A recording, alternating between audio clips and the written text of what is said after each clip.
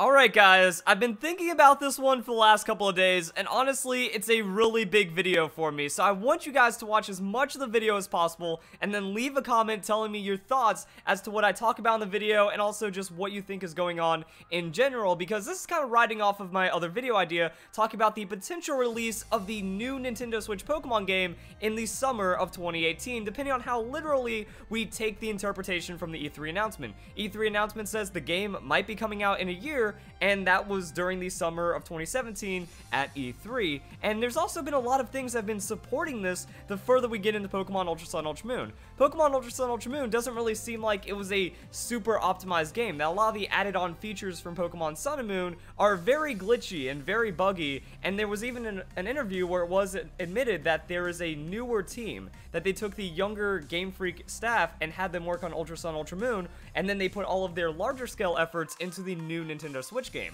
That there's already been years of development with the Nintendo Switch Pokemon game, which makes a 2018 release incredibly likely, but now we need to talk about what happens afterwards. I feel that the Nintendo Switch is the most important release for Pokemon when it comes to competitive. When it comes to the longevity of Pokemon as a franchise, I think there needs to be a lot more care into Pokemon as an esport. That right now, it is impossible for Pokemon to be a high-tier competitive game. There's just way too much cheating, there's just way too much toxicity in the community, there's too much of a split, and not enough respect for the game developers in the game, and because of all these factors, you know, we need a massive change for the Nintendo Switch as we move forward. I'm not even saying that, oh, the Nintendo Switch needs to be hack-proof.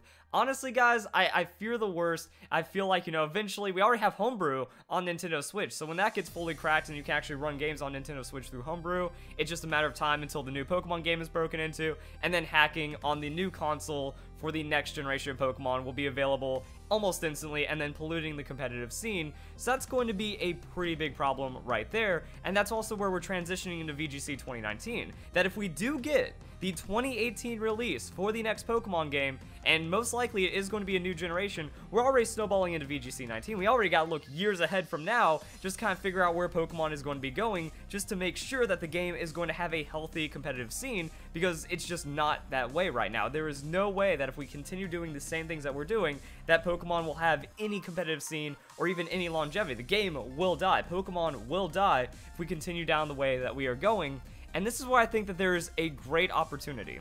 That the biggest problem with VGC, the biggest problem with the competitive community, is that they are upset that the game requires you to put in work to earn your things, which is a very sad and poor mentality, but I think that this is something that can work in Pokemon's favor. That what you do is you create a split. That what you have to do is you just have to have the normal Pokemon game. That we already know, it's already been confirmed that the Nintendo Switch Pokemon game is going to be a main series title that is going to be the same Pokemon experience that we've had roughly throughout the entire time of Pokemon. And that is nowhere near a bad thing. That this is what people play Pokemon for. You get into a new story, you get into a new experience, you enjoy yourself, you love Pokemon a bit more, and then you get to just kind of explore and expand the Pokemon world. That's what Pokemon is about. And I like that we can still have the spirit of Pokemon even in new Pokemon games just like that. So that's where our standard gameplay is going to come in. Now, that's where things also kind of get a little crazier, is what happens after that. That after that, I feel we need another Pokemon Stadium game. We need Battle Revolution to happen on the Nintendo Switch, or something like Battle Revolution to happen, because this game was absolutely amazing. That for its time, I would consider Pokemon Battle Revolution one of the best Pokemon games ever released, because it gave us incredible graphics for its time. Like, these graphics, Pokemon Battle Revolution as a battle simulator still holds up today, which is absolutely mind-blowing to me. Now, the crazy thing about Pokemon Battle Revolution is that it was absolutely hated when the game came out. The reviews for this game were just terrible. Like, I don't think I've seen a score higher than a 6 for this game, and there were a lot of 5s, a lot of 4s, and stuff like that, just saying that it's like, oh, it's just a battle simulator, but the rest of the game has absolutely no substance behind it. And honestly, I agree.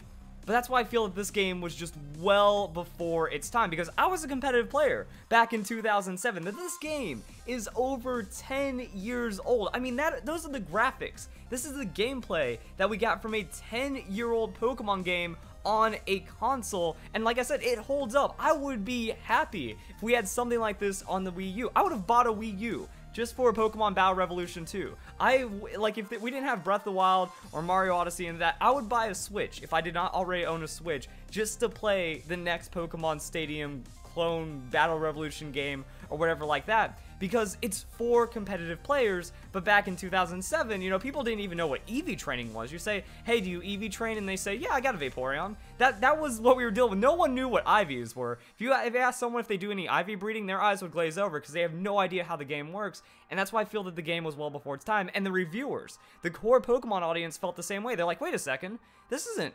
Pokemon Colosseum. This isn't my Gale of Darkness again. This is just a garbage game where you get thrown through just an endless slew of battles, and then there's no reward at the end, and that's okay by me.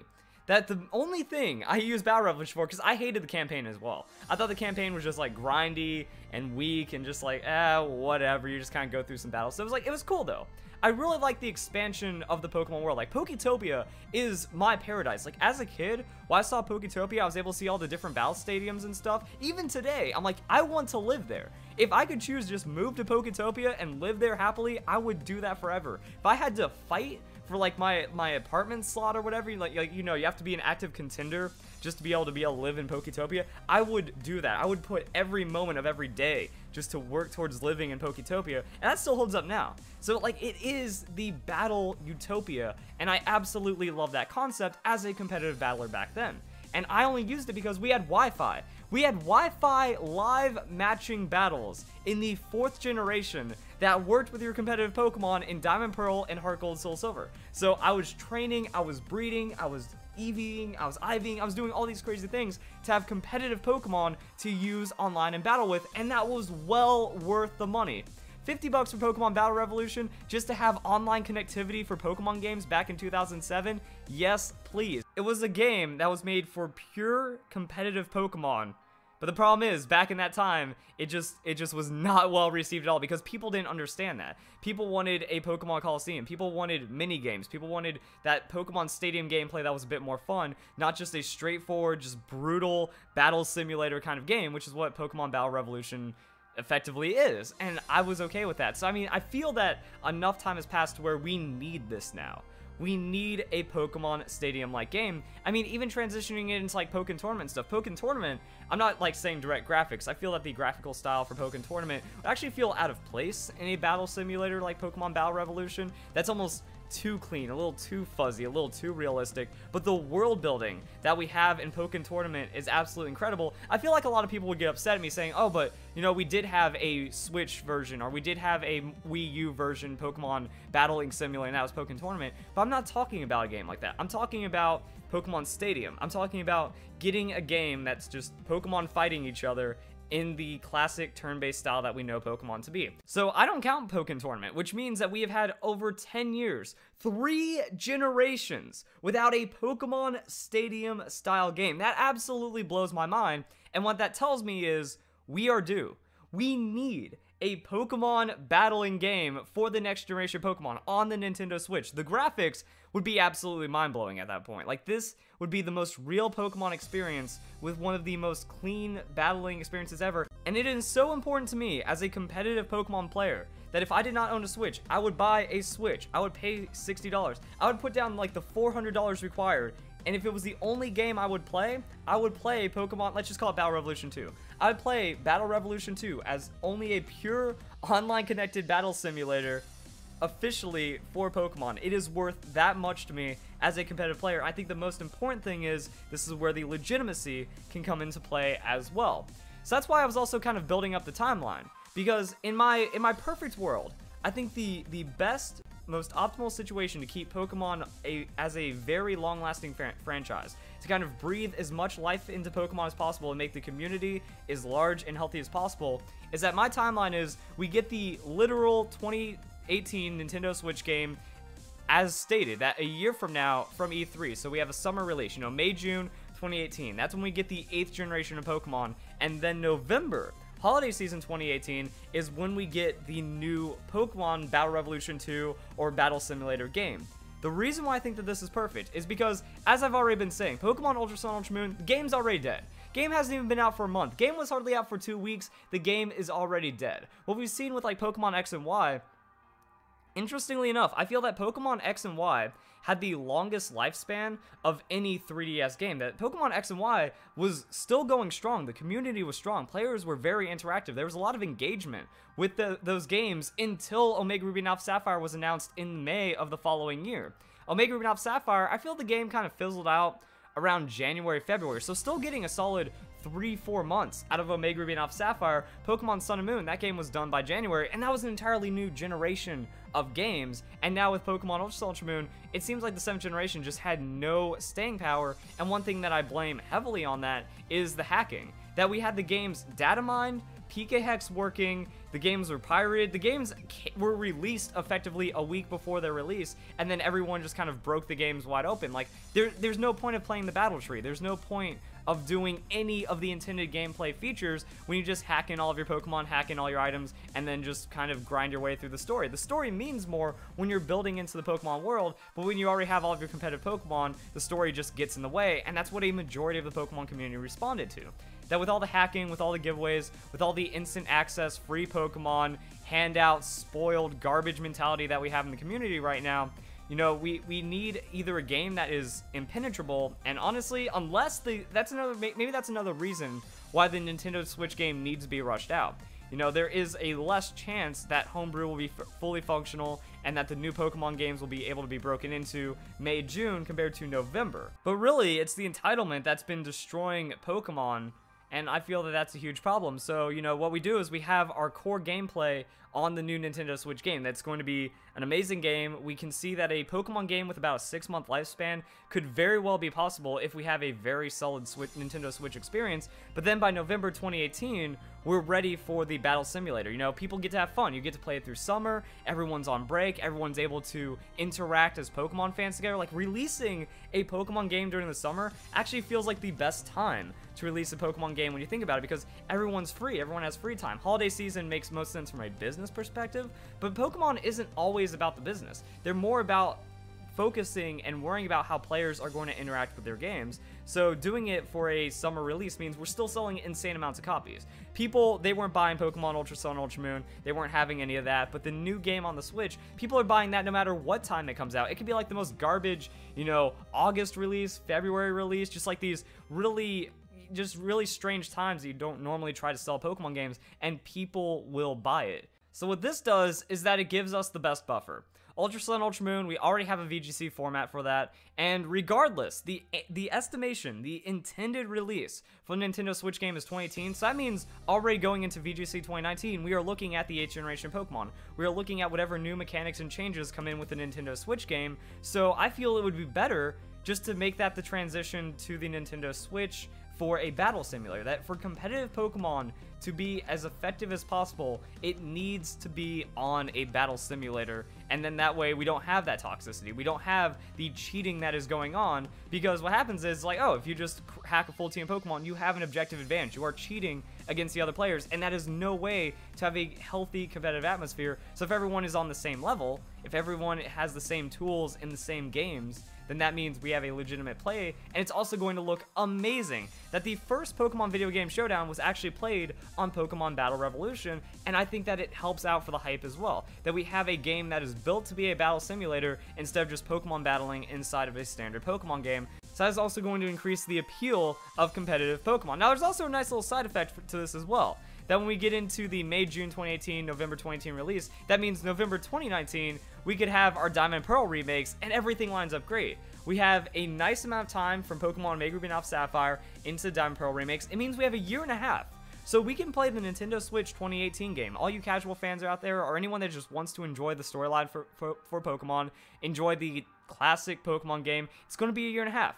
No rush right there. Pretty much from what I've seen, just with how broken and how, I'm not going to say little effort, because a lot was put into Ultra Sun, Ultra Moon, but it also didn't have the care. You can tell that the game wasn't really taken care of as much as a normal Pokemon game. You know, I've seen more care put into Platinum version, Black and White 2 version. Omega Ruby and Alpha Sapphire was a much different, much more broad expanse. But see, that's the thing. We went X and Y into Omega Ruby and Alpha Sapphire, two entirely different games. Effectively, Omega Ruby and Alpha Sapphire being its own generation, that we had new Mega Pokemon, we had new assets being created in just the span of a year, and Omega Green Alpha Sapphire were still incredible games. So I see it being very possible that from the time of Sun and Moon, so a year and a half from Pokemon Sun and Moon is going to be the Nintendo Switch game in the summer, and then a year and a half from there, we can also have the Diamond and Pearl remakes on Nintendo Switch, and that does make a lot of sense. So I think that the timeline for Pokemon would make Pokemon last well into 2020 with this method.